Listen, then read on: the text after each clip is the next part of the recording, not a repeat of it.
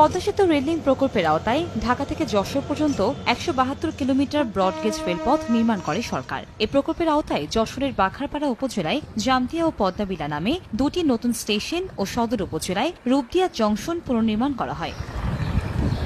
স্টেশনগুলো দিয়ে ঢাকা যশোর নতুন রুটে ঢাকা বেনাপোল রুটের রূপসী বাংলা এক্সপ্রেস ও ঢাকা খুলনা রুটের জাহানাবাদ এক্সপ্রেস যাতায়াত করে, অথচ কোনো ট্রেনের স্টপেজ নেই স্টেশনগুলোতে। যদিও প্রকল্পের অধীনে নির্মাণ করা হয়েছে স্টেশনের নতুন ভবন ও প্ল্যাটফর্ম, রয়েছে অন্যান্য যাত্রী সুবিধা, নিয়োগ করা হয়েছে পর্যাপ্ত জনবল। এতে ক্ষুব্ধ স্থানীয়রা। দ্রুত স্টেশনগুলোতে ট্রেনের যাত্রা বিরতির দাবি তাদের।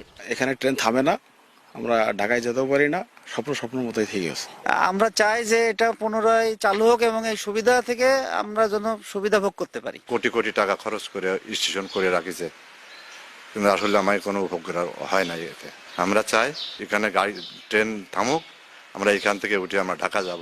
আন্তনগর ট্রেনের নতুন এসব স্টেশনে দাঁড়ানোর সুযোগ নেই বলছেন সংশ্লিষ্টরা। তবে জেলা প্রশাসক বলছেন স্টেশনগুলো ট্রেনের যাত্রা বিরতির জন্য মন্ত্রণালয়ের সঙ্গে যোগাযোগ করা হচ্ছে।